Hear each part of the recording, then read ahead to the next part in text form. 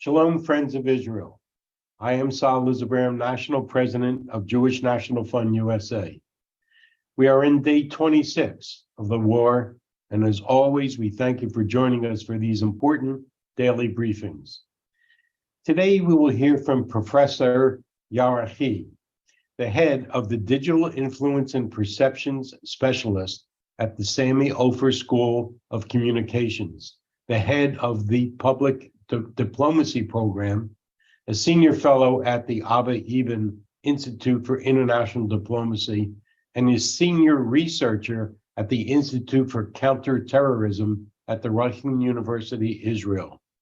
Her main fields of research are political communication, public diplomacy, media coverage and conflicts, and terrorism, and new media. Professor's studies investigate the ability of political actors to promote their message through the media, which is extremely relevant for this moment. Professor, thank you for joining us today.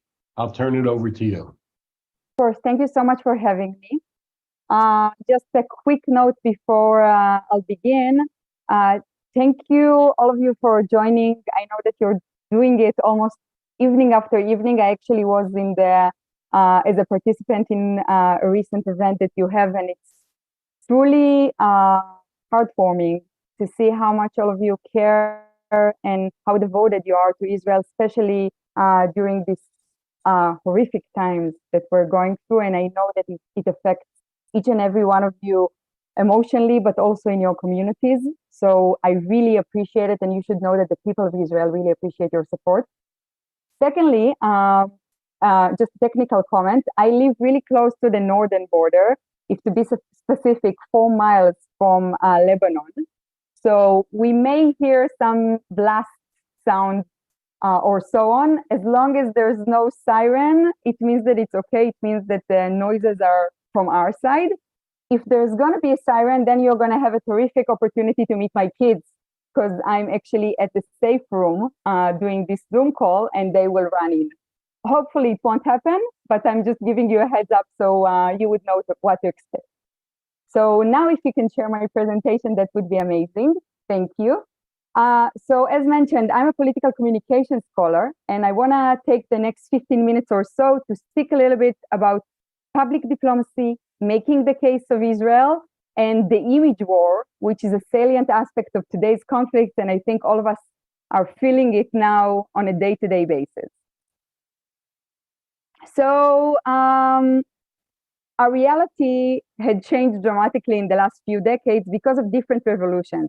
We have a political revolution that made a lot of states become democracies following World War II, or the dissolvement of the USSR. And in democracies, people matter and public opinion matters, so people are more empowered.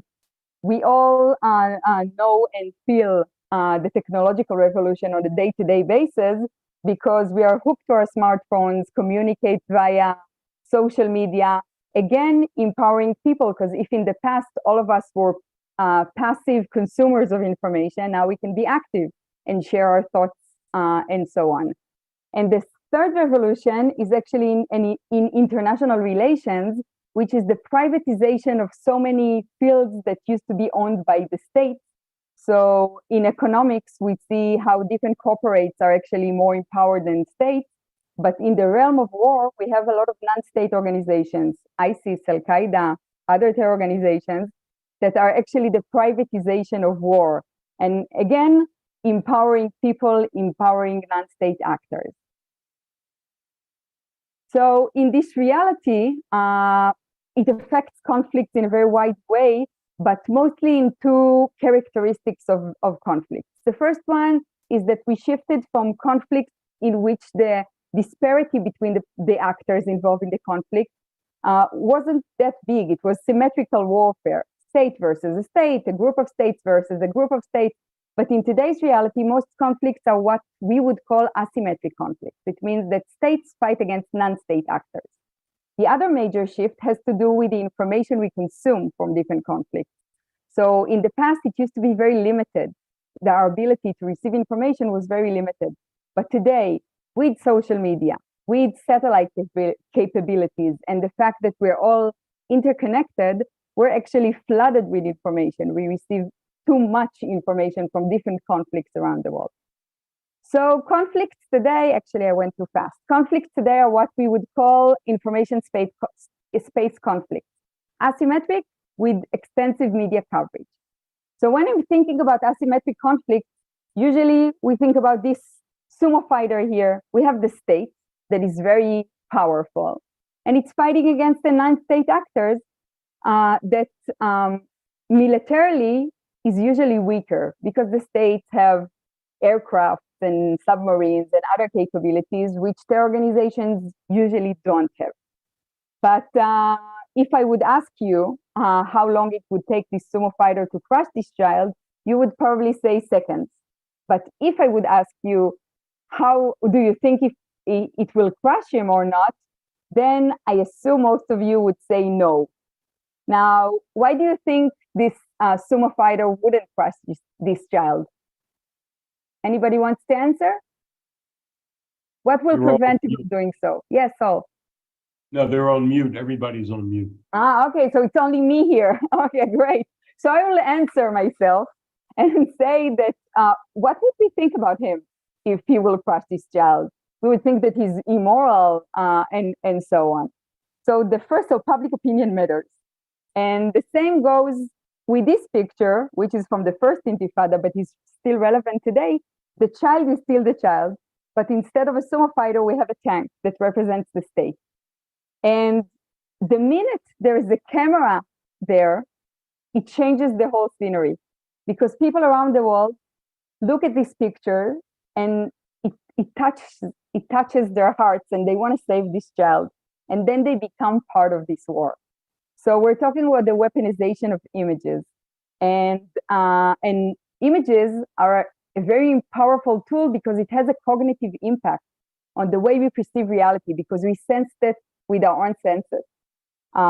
Very difficult in the fake news and AI era, but when we see something, we tend to believe it. And when we see something in a video or picture, since we experienced it ourselves, our chances of believing it is much wider. So when we're talking about asymmetric conflicts, geographical borders do not play any role there, because anybody around the world can receive information, share information, and they're becoming part of the conflict. And when we saw the sumo fighter, I told you that the state is militarily the stronger adversary, but in the image war, we actually see reverse asymmetry effect, in which the stronger adversary is usually the weaker adversary, because the weaker adversary usually have a better story of victimization.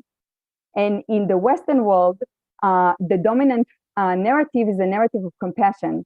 We tend to support the weaker adversary or the weaker side, and feel that that allows us to balance the power play between the political actors. So we need to think about it, that in the information space conflict, in the image war, the stronger side is not necessarily the stronger side in terms of images. So one last theoretical comment is that in today's reality, it's no longer just the state that is promoting messages and conducting what we would call public diplomacy, or trying to make the case for their own country. We have a lot of non-state organizations, a lot of civic organizations and civic initiatives that are trying to promote the different narratives.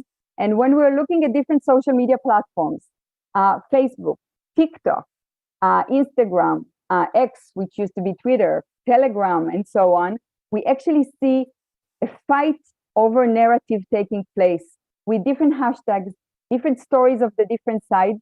And I should tell you that we are doing better than we did in previous rounds of the conflict, but still, in the last couple of days, it had shifted to a situation in which the Palestinians are receiving much more support on social media. So what I want to do next, that was just a very brief opening to what I want to say. What I want to do in the next few minutes is talk a little bit about what Israel and Israelis are doing in the realm of the image war. So I'll start with the official sources, and I'll take two. We'll talk a little bit about what the Ministry of Foreign Affairs is doing and what the IDF spokesperson is doing, both in traditional and social media. So when we're looking at the messages of the Ministry of Foreign Affairs of Israel, we see that in the initial stages, the messages were mostly about creating legitimacy for Israel by showing our victimization, but at the same time, delegitimizing Hamas by showing their brutality, comparing them to ISIS, and trying to create a picture or an image which will help people around the world understand why Israel cannot live alongside Hamas as a terror organization. Later on, we saw how Israel was trying to defend itself due to current events. When there was the failing launching by one of the terror organizations that hit one of the hospitals in Gaza about a week and a half ago, the Ministry of Foreign Affairs published time and time again the fact that it wasn't Israel, that it was the Palestinians that hurt their own people, and so on. One important thing that you should know about the Ministry of Foreign Affairs, because it's the official diplomatic branch of Israel, they're putting a lot of emphasis on diplomacy and talking about different leaders around the world and different diplomatic efforts that are being done for Israel and supporting Israel, and so on. When we're looking at the IDF, there again we see in everything that I will show you, on one hand we're trying to legitimize Israel, and on the other hand we're trying to delegitimize Hamas. So the IDF does it in various ways, and I have here a few examples. The first one, following attempts to reduce the actions of Hamas on the massacre of October 7th. And I should mention that if in the first stage, Hamas actually was very proud of its actions and published a lot of horrifying, gruesome videos, after a few days, they deleted all of them, or most of them, and they were trying to claim that it's fake. So one of the things the IDF was trying to do is to give, to provide facts of the massacre of October 7th.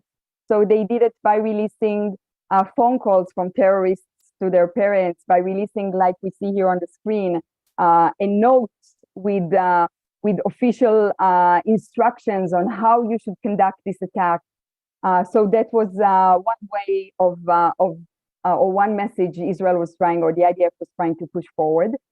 Secondly, the IDF puts a lot of efforts on the distinction between Hamas and the Palestinian population. So they're trying to communicate to the world what they are trying to communicate to the Palestinians, that they should find safer areas to be in because Israel is coming in to fight Hamas.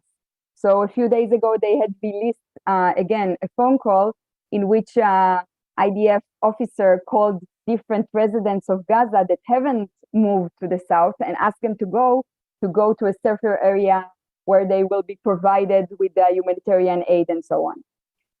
Now, UNRWA, which is the UN relief agency for Palestinians or Palestinian refugees, published a few days ago a tweet in which they're claiming that in a few hours their fuel will run out and they won't be able to give services and open hospitals and so on. I should mention that a few days before that, they published the Hamas stole their fuels and then a few minutes later deleted this tweet. So IDF, in a very sophisticated way, understanding the power of social media, actually replied to UNRWA, showing them a picture which claims that Hamas holds 500,000 liters of fuel, and they should ask Hamas for some of its fuel to keep the services for Palestinian people. So those are examples of the official sources. On the unofficial sources, and sorry, I forgot something. They also did a really good job in traditional media, showing the scenes from the Gaza envelope area, 60-minute broadcast with a survivor who's a journalist, I don't know if you got to see this. The Telegraph published on its front page actually statement saying that it was supposed to be the most horrific picture they ever put on their front page, but they can't really put it on their front page. So people should move to page 3 to see these horrific pictures, providing them with a very powerful image. So moving from the official attempts to civic diplomacy attempts, we see that in civic diplomacy, we have 2 stages so far. In the first stage, Israel or Israelis were trying to push forward a message, again, comparing ISIS to Hamas, presenting the October 7th attack as the most horrific attack in modern time per capita. And I will also show you one video presenting the Israeli victimization while not showing truly horrific scenes, because it's a debate that we're having, but in this video, there aren't really any horrific scenes, but it does give you the sense of what was going on.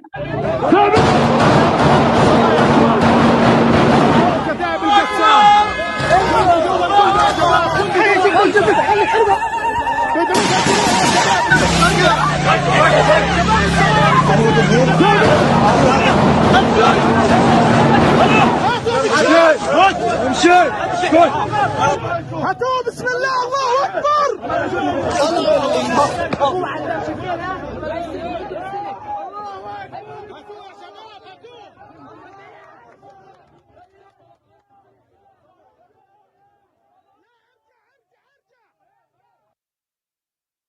And those are not the most horrific videos that we have.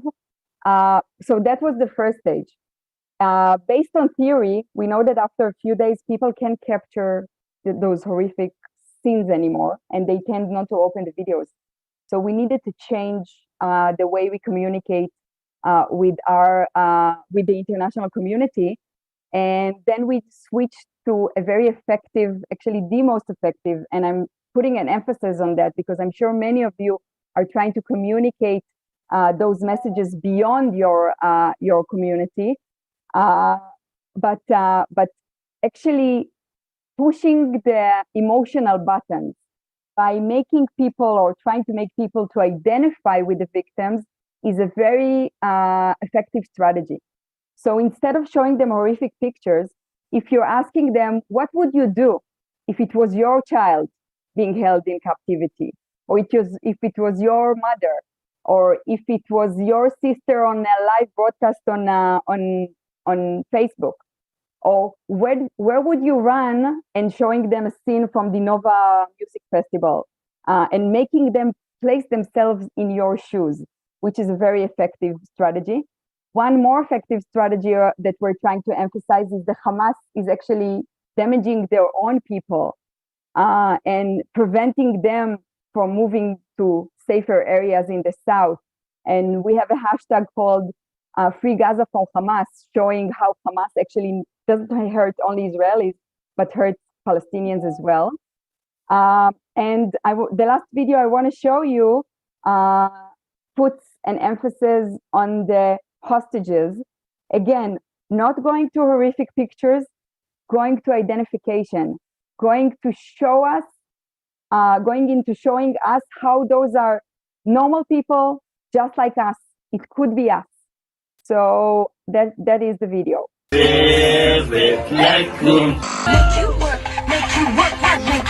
מה שאני רוצה הכי הרבה בלב כשאין מילים את מתרגשת אתה אבא שלי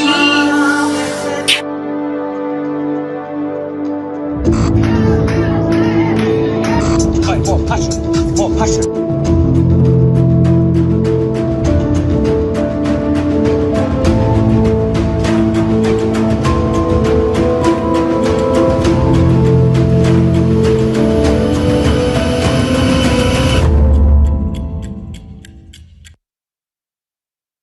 So again, not showing horrific pictures, but moving or touching the emotional buttons of people, making them identify with the victim.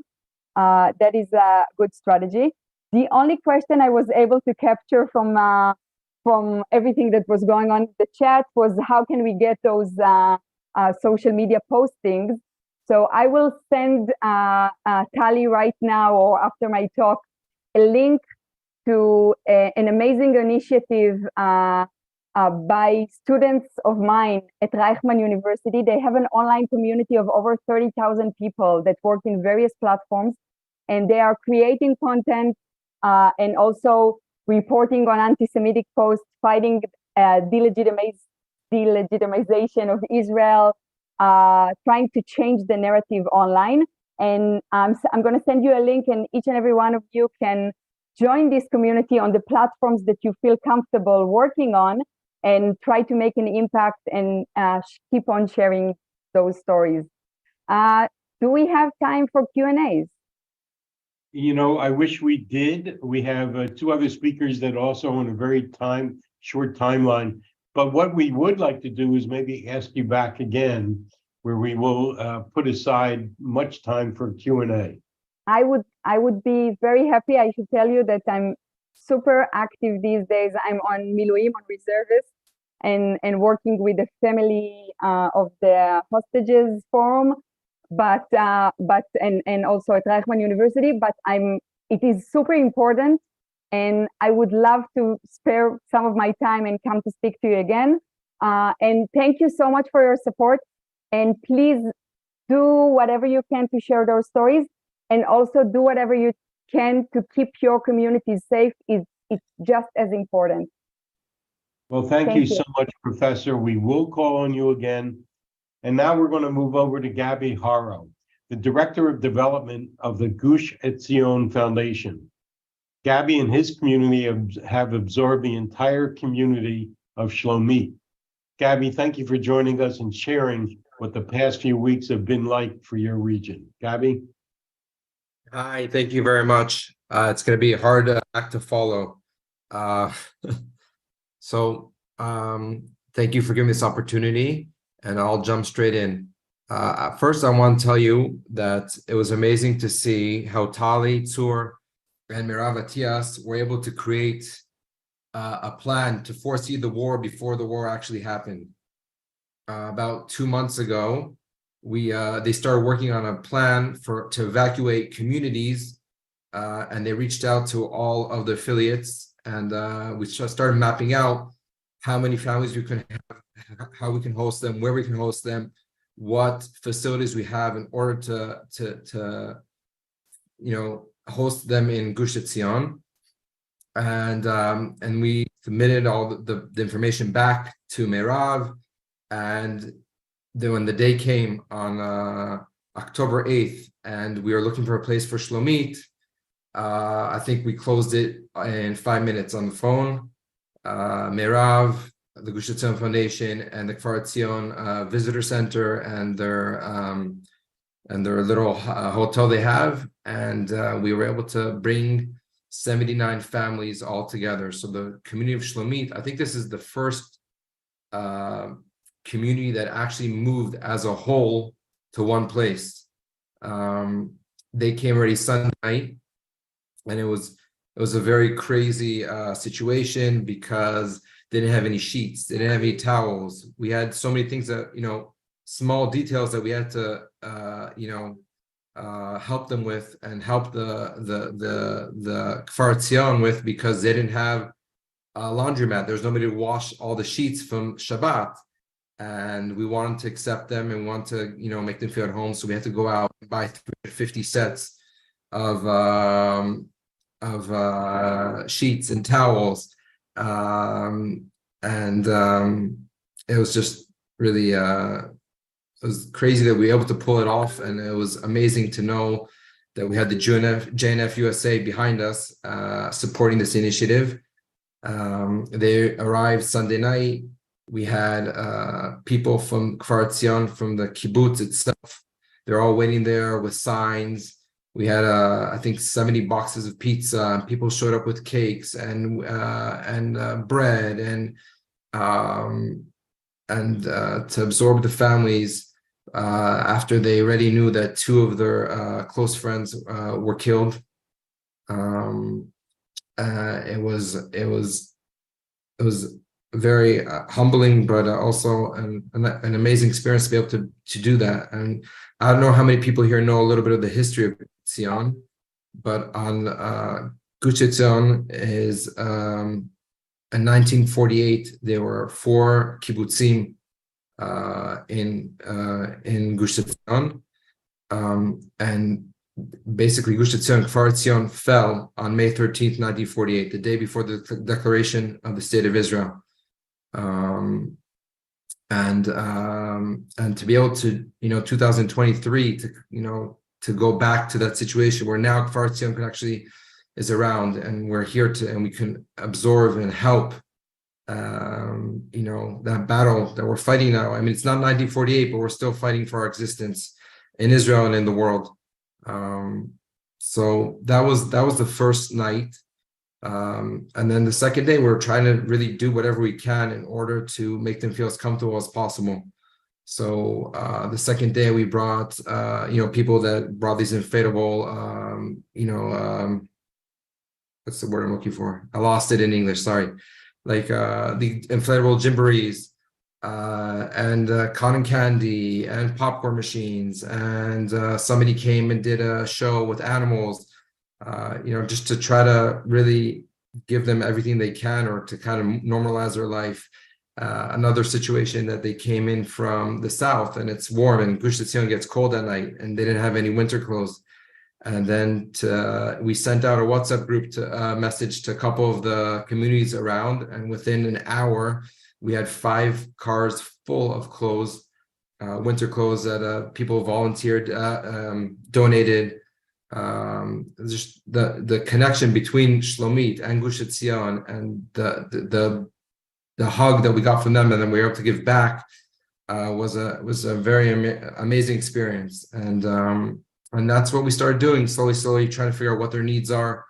The municipality here was very involved, and we connected all the social workers from Gush Etzion to the social workers that are from Shlomit, and try to create a plan together, make sure they have everything they need as far as food, clothes. Schools were closed here, but now the past week and a half, we were able to open up a school for all the students and kindergartens that are functioning as kindergartens and schools of Shlomit. They're teachers, they have their own principal, they have we try to give them everything they need in order to function as a fully functioning community in Gush Etzion. So they're not in Shlomit, but their leadership is the same leadership. So the first week, we're very involved with giving them everything they need and understand what their needs are, and then slowly kind of giving the reins over back to them to be able to control their community and to be involved in the community and whatever they need by themselves, to give them back the power and the control. But for the past 3.5 weeks, we've been there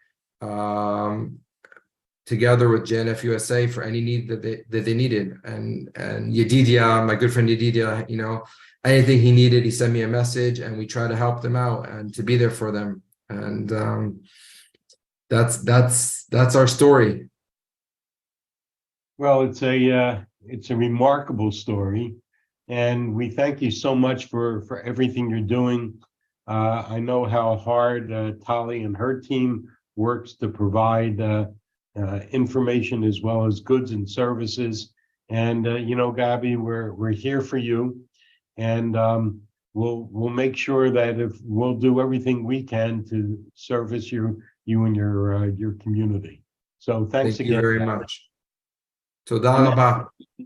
Finally, we'll hear from our dear friend Yedidya Harush, JNF-USA's Halutza Liaison.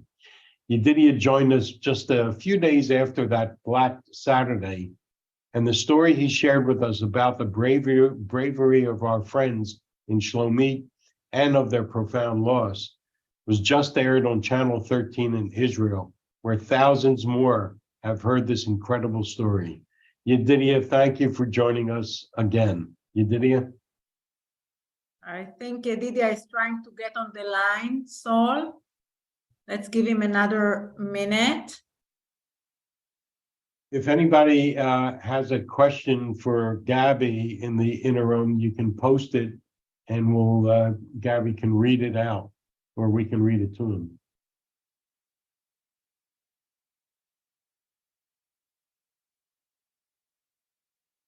There's no questions, but I'm happy to answer. So Gabi, how many people have you absorbed now? So there's 79 families. I think it's roughly 350 people. And I'm assuming it's an entire age group from children to adults. It's Shlomit. So they're young families, but they have a lot of kids. I think the ratio is probably 20% adults, 80% kids. Gotcha. Okay. I think Yedidya is with us. So Yedidya, if you could take over. Shalom, everyone. Toda raba, Dr. Sol. It's really heartwarming seeing so many of your faces here on this Zoom call. And I want to open and start with a big thank you. A big thank you to my dear friend Gabi Harow and the Gush Etzion Foundation for really welcoming us from day one. When we had to make a decision where to go, we were in one room in the living room of the rabbi's house. Everybody's faces were in a big shock after what we went through. And then one of the community members said that in 2014, Kerem Shalom had to be, had to leave during the war. And they did not make a decision to stay together. And later on, that's what led them to break apart, and the kibbutz had to be rebuilt afterwards. And when I heard that, I decided that we have to stay together. And I called Yoel Rasby from JNF, which is always our first call. JNF is our family for many, many years. And I said, Yoel, we want to be together and we need a place. And within 5 minutes, he called me back and he said, I found you a place. Gush Etzion will host you. I spoke to Gabi. The Gush Etzion Foundation will take care of you in Kfar Etzion. This was at 5 p.m. At 8 p.m., we arrived after 3 hours. We had about 10 minutes to get ready to put stuff in our cars. How much stuff can you put in 10 minutes?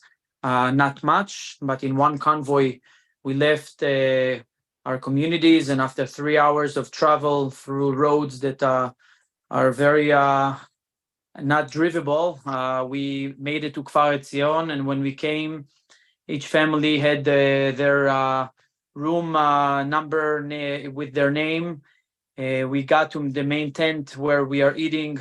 There was pizza waiting for us, hygienic stuff, clothing, toys, candies, and lots of warm hearts that welcomed us. This is something that I'll never forget in my life. Even though it reminded me of when I left Gaza in 2005, it was such heartwarming seeing the faces, the warm faces, seeing Gabi's face, giving him the biggest hug ever. They gave us sheets. Everything was brand new. They went, they bought, and everything was in 3 hours. And ever since that night of October 8th, where we got to Kfar Etzion, they did not leave us. And for that, I owe a big thank you to our family of JNF and our affiliates. We're all one family within JNF. I'm sure you all know how many trips we make together throughout the year that Tali Tzur and the team in Israel are responsible for during routine life. And that creates special bonds with Green Horizons and Lotem and the Arava, that host people from Eilat and Grow Fit. And, everyone is one family. And for that, I owe a big thank you to you and Dr. Sol, to Russell, and the leadership of JNF that is representing the entire JNF family. Now I want to touch on something small that I've been working on in the last few years. that I did not talk about because only in the last few days we're starting to come out of the shock that we have been through. But we all understand that we need to start lifting our head and looking for tomorrow and for the rebuild of our homes. Quoting Russell, he always says that the army has F-16 and Merkava tanks. We don't. I mean, now I'm in the army, but we don't as the residents. We have smiles of children. We have playgrounds. We have projects, and we have families that we need to bring to the area. And this is our victory to the Gaza envelope. And you all know the incredible project of the bomb shelter painting project. And we have been working on. Unfortunately, we lost many friends that worked with us. Even you, Dr. Sol, you met the security officer of Nahal Oz that heroically sacrificed his life in the battle of Nahal Oz, and he's no longer with us. And,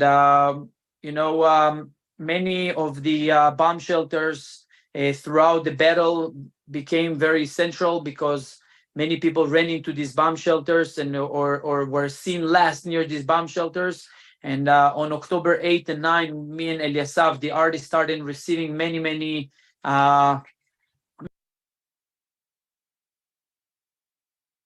You're on mute. Yedidya. we started receiving many pictures, and if maybe Gary can show us the pictures that we received and videos. This is on September 9th, I believe. The Philadelphia board dedicated a shelter in Halutza. Maybe we can see this video now that shows what became this shelter. You can see what happened above it. This is in our community in Shlomit. And many of these shelters were central things for people who lost contact with their friends, and the last thing they saw was the selfie that they took with these shelters. And maybe we can see those pictures. This is a picture. Okay, hold on this picture for a second. This picture is a new shelter that we decided to paint yesterday. This is a very emotional shelter. It's in the Gaza envelope, of course. And this shelter shows the fields of the Gaza envelope, a big Israeli flag, and in the background, you can see the sunset or the fight in Gaza, you can name it, but it's a picture with a lot of hope that after everything, we're raising our flag and we're continuing. And we're going to give the people of Gaza, of the Gaza envelope, the reason to come back and give them hope through the very small beginning.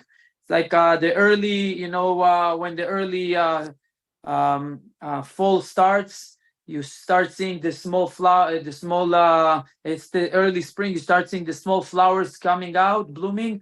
This is the first one, tiny, but we're showing the world that we are Am Israel and we're not going to give up.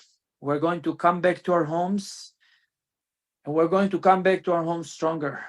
And for the memory of the 1,000 of people, more than 1,300 people that gave their lives, they're holy people who are no longer with us. We're going to come back and continue their legacy and continue to strengthen the Gaza envelope communities.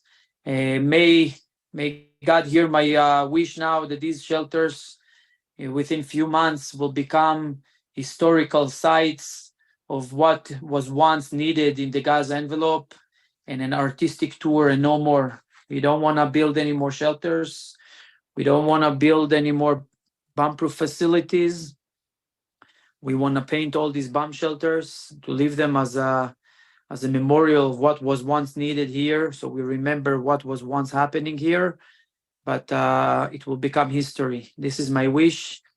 And I thought to really bring it to you to see and show everyone the Jewish National Fund is going to spearhead the return to our home and start the conversation of going back to the Gaza envelope. We cannot give up. Our community is going to spearhead the coming back, and we're already talks with the governments and with JNF, and we're going to do it hand in hand together, and going to come back stronger than ever. So I thank all of you for your strength, for strengthening us, for giving us the love, for your partnership with us. We're not five fingers, we're a fist, and we're going to overcome this. Toda rabba to all of you. You are my family. So Yedidya, there's not much we can say other than you give us inspiration and strength. And yes, those bomb shelters will be turned into something that we can look back on, that we no longer need. We'll be painting other things other than bomb shelters, and we'll be building things other than bomb shelters. And we'll be back in your community to join with you. You'll be back over here to join with us.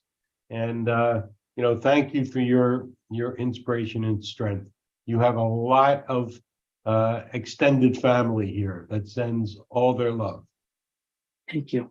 Thank you so much. Thank you. You're really touching my heart. Thank you so much. Thank you. So these stories are so important to share, and we ask that all of you help us get these stories out to your communities. JNF-USA has a speakers bureau. For this reason, take a look at JNFglobalspeakers.org. We'll post it, JNFglobalspeakers.org, and work with your synagogues, community centers, to bring educated world-class speakers to your region. Our affiliates are working around the clock in Israel, and while they cannot come over to our communities right now, our Speakers Bureau can provide you with engaging speakers who are leaders in areas that are extremely relevant for the current situation. As many of you already know, JNF-USA will be launching registration for weekly volunteer missions to Israel. Here at JNF-USA, we say that we are the doers, and we will be certainly doing a lot of these missions, including 4 to 6 hours of physical daily work from agricultural work in the fields, alongside Hashomer, Hahadash, working on military bases and doing community service with evacuees. We will announce solidarity missions as well, but for those seeking to provide an immediate wave of relief, just stay tuned. You can also provide a wave of relief by contributing to our $1 million match through tomorrow, November 2nd, generously made by 3 partners from Denver, Colorado, Bob Lemke, Toby Mower, and the Shana Glassman Foundation. Please visit jnf.org/support Israel. Every dollar allows us to say yes when our communities in the South and North reach out to us for help. You heard our friends in the Arava earlier this week. When they call us, they don't hear how much is it going to cost. They hear how much will you need. And within 24 hours with your help, we have made it happen.